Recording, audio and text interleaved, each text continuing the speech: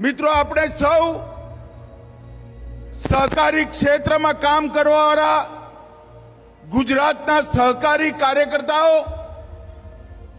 દેશ આઝાદ થયો ત્યારથી સહકારી ક્ષેત્રની એક માંગણી હતી કે કેન્દ્ર સરકારમાં સહકાર ખાતું બનાવવામાં આવે।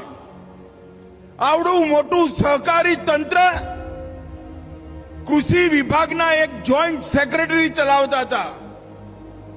નરેન્દ્રભાઈ ગુજરાતથી ગયા, દેશના વડાપ્રધાન બન્યા, બીજી વાર વડાપ્રધાન બન્યા અને 2021માં કેન્દ્રમાં અલગ સહકારી ખાતું બનાવવાનું કામ આપણા નરેન્દ્રભાઈએ કર્યું।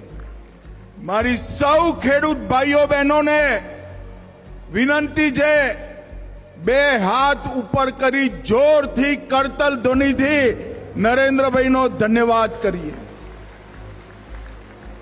એમના એક નિર્ણયથી કાશ્મીરથી કન્યાકુમારી અને દ્વારકાથી કામાખ્યા સુધીના આખા દેશમાં કરોડો ખેડૂતો, કરોડો પશુપાલકો અને કરોડો માછીમારોને પોતાના પરસેવાનો નફો પોતાના ખિસ્સામાં આવે એવું તંત્ર મજબૂત કરાવવાની તક મળી છે।